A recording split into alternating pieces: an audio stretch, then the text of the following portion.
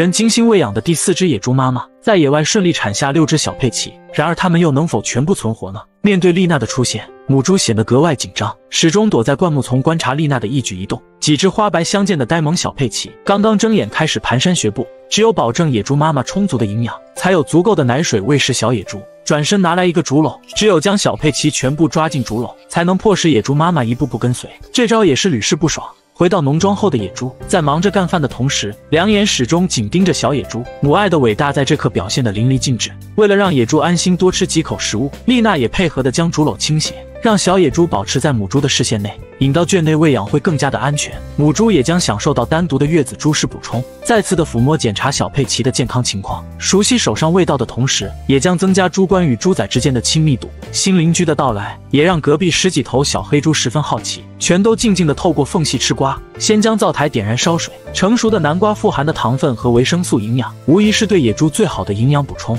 均匀切成片状后，加入锅内大火熬煮，再加入几斤细米增加口感。被誉为淀粉之王的木薯，也曾养活了无数的人类。还需刮去粗糙的表皮，剁成片状后，一同加入锅内熬煮。经过48分钟的慢火熬煮，这锅浓郁营养的南瓜木薯粥，馋得小编哈喇子都快流出来了。这单独小灶的美味，自然也深受大野猪的喜爱。大口朵颐炫的那叫一个香，隔壁小佩奇却只能闻香不能辨味。这只出其不意的小佩奇，总能抓住干饭的难得机会，用力的吸上几口，来确保自己在猪群的优势。早就望眼欲穿的10几只小黑猪，也等到了饲料的喂食，多多少少也能打牙祭，避免了只闻其香不见其实的尴尬。面对如此多的猪仔，丽娜还要等长到50斤左右出售，才是利益的最佳时期。已经荒废的苋菜地块，今天还需再次的开垦种植，保证自己自足的同时，还可以售卖补贴日常开销。将杂草全部处理干净，3条长长的垄坡还清晰可见，用锄头持续的刨挖翻土，便足够蔬菜根系的生长。枯草焚烧后的草木灰能够有效改善土质，消灭虫卵。只需将菜种均匀的抛洒在垄坡上，静静等待雨水的滋润出芽。转眼来到第2天，吃不上蔬菜的丽娜，还需进山寻找另一种独特的美味，来保证自己每天的食物供给。雨后的竹林特有的肥大竹笋，富含多种维生素和氨基酸，每一颗都有好几斤的重量。这种刚冒尖的竹笋鲜嫩程度最佳，不论腌制、爆炒、炖汤、熏干，都是不可多得的食材。连续收集10几颗后，还需脱去竹笋厚厚的外套，只保留白嫩的笋心食用。收集满满1竹篓的笋心，又该如何制作呢？原路返回农庄后，将竹笋全部清洗干净，利用削皮刀快速削成薄片。小米椒剪成段状会更加入味。将笋片、小米辣蒜片、食盐一同装进塑料罐内，摇晃均匀，保证盐分的充分吸收即可。剩下只需等待几天时间的沉淀，便可吃上爽口微辣的腌制竹笋。密闭的空间腌制储存方法，即使吃上数月也不会变质。由于家禽的数量增加，要先将柴火堆后移到菜园的旁边，在柴火堆的位置搭建一个专门储存食物的谷仓，也将方便随时拿取烹煮。先测量好立柱之间的距离，接着将立柱的4个基坑挖好。由于前期搭建的时候是榫卯结构，在拆除时也非常的方便。4根立柱和横梁都重新固定好后，将顶棚直接移到横梁上即可。最后将柴火全部转移到新的位置，重新码放整齐。新的一天来临，有着荒野搭建4级证书的丽娜，先将地基面积再次的扩大，身后的土坡慢慢刨挖后移，大致到灶台的位置，平整好需要使用的面积地块。接着便是挖好4角的基坑位置，4根厚实的立柱，还需在顶端开出榫卯结构的凹槽。埋好立柱，固定好横梁后，在顶部均匀的捆扎年轻毛竹，用作顶部主框架的支撑。细竹片10字捆绑在毛竹上加固，切斜的屋顶用棕榈叶交叉重叠覆盖，足以起到防雨遮阳的效果。围挡墙壁依然是老一套方法，先将长相清秀的毛竹分割成墙壁的宽度，再用柴刀拆分成宽大的竹片，最后10字交叉编织成大大的竹席状，全部捆绑在立柱上即可。又有老铁会问，不是后移了土坡，为什么不建得靠后一点？这里可以看到后方挖了排水沟，是为了土坡留下的雨水在后方排水的。最后再固定上一个栅栏门就大功告成了。该说不说，这个4处漏风不漏雨的小房子看起来还是十分的漂亮。毕竟在有限的条件内，能不花钱造一个小房子，也算是节省了一笔开支。最后将南瓜和玉米全部移到新仓房内，以后熬煮猪食就方便多了，又是收获满满的一天。新一天的到来，黄袍加身的丽娜便打起了鸡舍的主意。自从养鸡失败后，几只大白鸭便顺利继承了这偌大的院子。今天打算在鸡舍的旁边先挖一个小池塘，再购买一些鸭苗扩大养殖。山林充足的水源和野草，能保证鸭子的快速成长，加上庞大的市场需求，无疑又将给农庄增加一笔收入。一想到能赚钱，丽娜干活也有劲了。经过铁锹的不断挥舞，一个浅浅的小池塘便挖好了。为了防止长期水泡造成四周墙壁坍塌，还需制作一个四面墙壁围挡。转身来到昨天挖竹笋的竹林，成群结队年轻笔直的毛竹，在柴刀的反复劈砍声中，已然服服帖帖，顺坡而下滑落到溪流边，也将给搬运节省一点时间。在竹子的根部开孔穿入绳子后，一路顺着溪流拖拽到农庄附近，会大大减少体力的消耗。将所有的竹子都扛回农庄，接着便是测量好池塘的长度和深度，用手工具分割好竹子，再用柴刀拆分成竹片，利用竹子特有的韧性，交叉编织成长栅栏的形状，最后用长竹片将栅栏固定在池子的内侧墙壁即可。为了小鸭子的上下方便，一个倾斜的踏步道也不能缺少。用同样的方法再制作一个围挡墙，将大白鸭隔离在里面的鸭舍，这样就抢不到小鸭子的食物了。趁着放水的空闲时间，丽娜从集市买回来几十只小鸭子，现在消化食道还比较脆弱，只能进行饲料的喂食，等到换毛期再增加粗粮谷物的营养。转眼来到第二天，鱼塘的鱼群还需继续投喂鱼食补充营养，晚点时间要将它们全部捞出来，对鱼塘墙壁进行硬化加固。混入肉鸽群的雉鸭老六趁机抢食地上的玉米，新喂养的小白鸭也逐渐习惯新环境，饲料的腥香促使抢食场面十分激烈。吃饱喝足后，在小水池游上一圈，还是特别的惬意。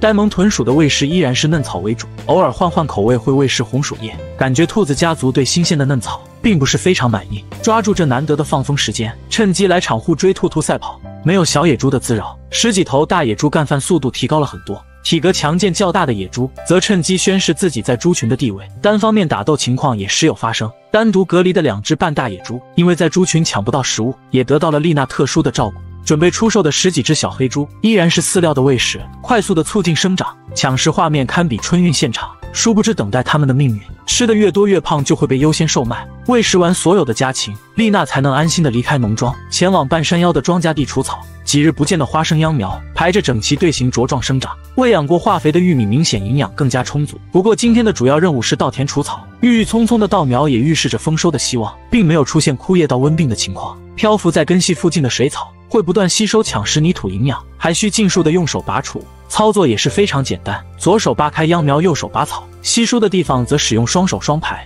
唯一缺点就是非常容易腰疼。在持续2小时的拔草助长后，几亩水田都已完成除草工作。在返回农庄的路上，顺道砍上一棵芭蕉树，用来熬煮猪食也能减少谷物的消耗。新一天的到来，早就计划修缮的鱼塘，今天也终于有时间进行制作。将鱼塘的四周花苗都清除后，可以明显看到鱼塘的土坡松软塌陷。先将鱼塘排水口打开，等待的时间也不能闲着，找来4根削尖树干，依靠强大的麒麟臂力量，强行将树干垂入地面，接着用竹片固定好四周，铺上双层的防雨布，再加入纯净的山泉水。这个临时的小鱼池便是鱼群的新家。抓鱼的过程也是十分解压，满池子的鱼群看起来眼花缭乱，无论金鱼、青鱼、鲫鱼、草鱼，抓到就小心翼翼放进桶内。在连续抓了10几条后，似乎丽娜也感觉到这样的速度太慢，超网的再次出现，也让挣扎的鱼群无处躲藏。很快，大池塘里的所有的鱼都被强行转移到小鱼池里，剩余的螺丝也必须捡拾干净。先将四周腐蚀的竹片拆除，这次丽娜要进行水泥墙壁的制作，来彻底杜绝塌陷的问题。周围塌陷的墙壁还需修整笔直，保证下个环节砌墙的顺利。为了省钱，丽娜并没有购买红砖，现在不得不前往西边收集石块，看起来很累，实则一点也不轻松，主要是特别的费腿。100公里2个馒头的丽娜也只能硬着头皮来回跑。小编贴心的快进3秒后，形态各异的石块都已收集妥当。然而细沙还需前往西边刨挖，主打一个能免费的绝不花钱。蚂蚁搬家的方法再次上演，连续跑了20几个来回，所需的细沙也准备好了。累瘫的丽娜只能先休整一夜，转眼天就亮了，1分钟都闲不住的丽娜挥动铁锹，先将池内四周挖好浅沟地基，接着从隔壁老王家顺来几袋水泥，加入山泉水，将细沙水泥混合均匀。先将地基内用水泥抹平，接着铺上一层石块，石块上再铺上水泥，交叉重替的不断垒砌。为了体现工程的严谨性，还需打线，确保石块上下水平一致，避免上面大下面小倒塌。每个石块都精准恰当的摆放在合适的位置。经过4个小时的忙碌，厉师傅终于砌好了3面的墙壁。为了不被累趴下，还需暂停休息一宿。经过1夜的思考，丽娜决定再增加一个清水踏步，也为后期进入池塘提供了方便，随时还能取水灌溉菜地。将仅剩的那面墙壁取土，挖到1半深度的位置，保留出一个台阶，再次重复砌墙的动作，将仅剩的一面墙壁垒到台阶砌平，再用小石块将台阶的墙壁垒到地面即可。看似简单的垒砌泥瓦活，丽娜足足忙碌了3天才搞定，不得不佩服丽娜的耐心和毅力。最后将剩余水泥全部铲入鱼塘，地面全部抹平硬化处理。原本我以为丽娜擅长搭建养殖，没想到泥瓦活也做到如此精致漂亮，又解锁了一项新技能。这鱼塘的垒砌你觉得能打几分呢？经过1天的暴晒，已经完全干燥的鱼塘，还需加入芭蕉叶泡上2天，稀释水泥的碱性成分，减少对鱼群的伤害。由于农庄还有很多事情需要打理，凉亭的重新刷漆修缮，鱼塘4周花圃的修葺，就只能等以后再进行了。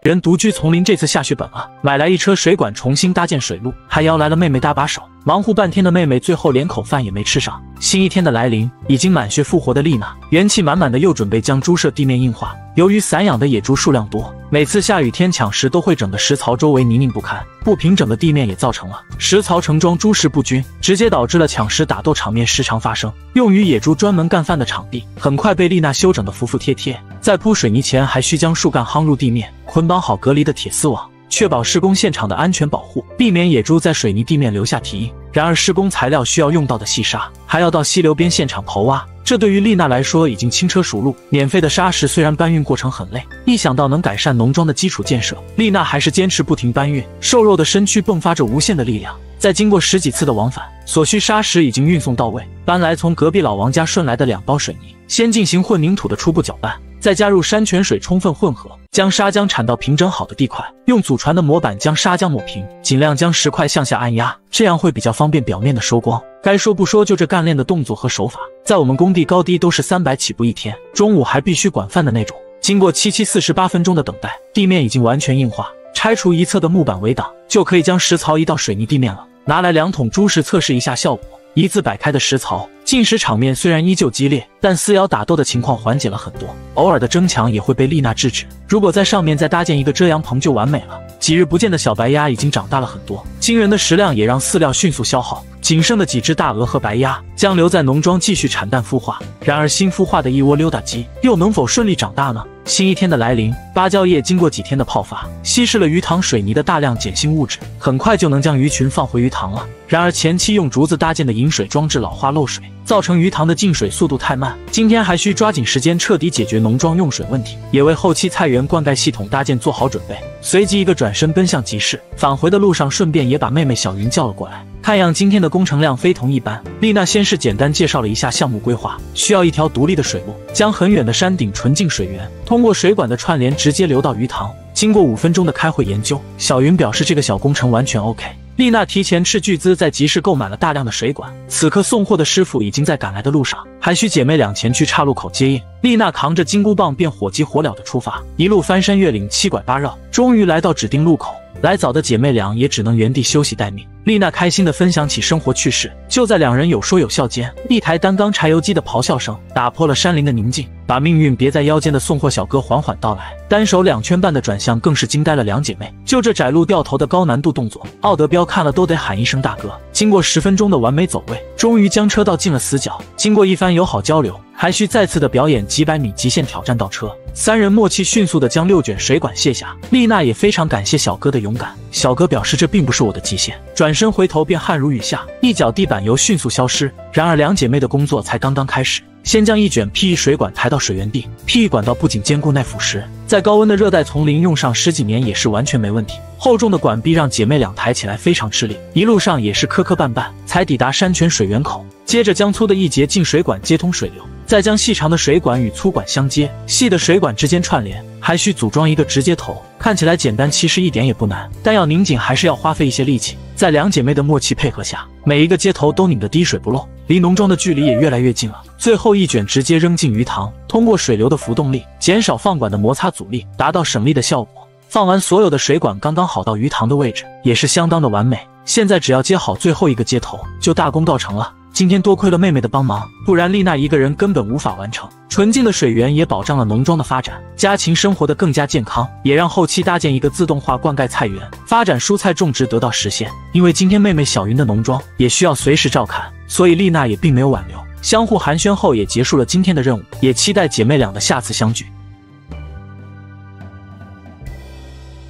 人独自上山收集猪食草料，意外踩空摔进灌木丛，又能否顺利返回农庄呢？新一天的开始，荒废的豆角架地块也该拆除重新耕种。前几日种植的青菜、红薯都已经绿意盎然，长势喜人。清除完的菜园空地，将种植各种绿叶蔬菜，增加自动化灌溉设备。对于深埋在土壤里的杂草根系，还需用锄头翻土铲断，经过太阳的暴晒，也将全部枯萎，最后焚化成草木灰滋养菜苗。重新翻修加固后的鱼塘，也到了迎接鱼群归来的时候。在放鱼前，还需将腐蚀变黑的凉亭进行重新打磨，上漆保护，细砂纸的用力反复摩擦，以让木条焕然一新。每个细节都打磨到位后，小茶台和木凳也不能落下。最后将每根木条都均匀涂刷防腐木色漆，凉亭瞬间就提升了一个档次。以后坐在这里喝茶吃饭，欣赏着鱼群的戏水游动，那也是相当的惬意。将鱼塘浸泡的芭蕉叶全部捞出，排放沉淀的积水，同时冲刷一下墙壁的残渣水泥颗粒。待鱼塘洗刷干净后，将排水口封堵严实，限位口安装好转角接头，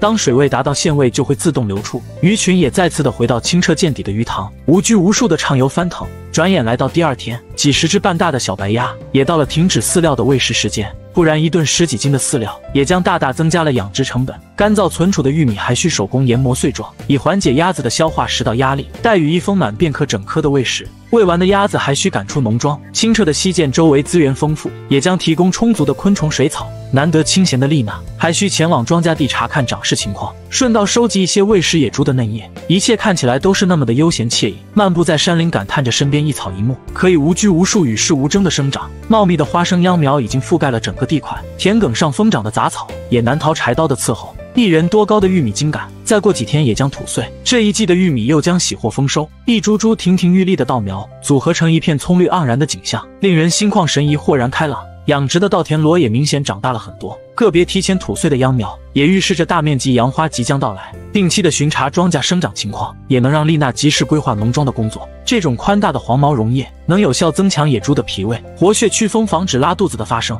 收集回去剁碎掺杂在猪食内投喂即可。看起来没有多少的溶液，已经让竹篓严重超载，这也让丽娜起身时直接翻了下去，摔得人仰马翻。再次起身又来个360度自由落体，幸亏被灌木丛接住了，不然就原地开洗了。真是人在江湖飘，哪能不挨刀？没想到今天在这小土坡翻车了，坐下来确认小腿并无外伤，依然灵活伸展自如，准备再次的强行开机启动。然而剧烈的疼痛感再次来袭，不得不将沉重的竹篓放下，顺势砍下一根树干充当拐杖。此刻倔强好强的丽娜仍然没有放弃满竹篓的叶子，一瘸一拐的艰难前行，生活的不易也从未能阻止。丽娜勇敢无畏，坚定的脚步在棍子的辅助下顺利回到农庄。脱离棍子后还能缓慢行走，看样并没有伤到骨头。从屋内取出祖传的跌打损伤膏，均匀涂抹在淤青的小腿上，能快速消肿活血祛瘀。等待喂食的野猪也并不能让丽娜安心休养，将收集来的一部分溶液剁碎，与熬煮好的猪食一同搅拌均匀，先给准备出售的小猪仔喂食。激烈的进食场面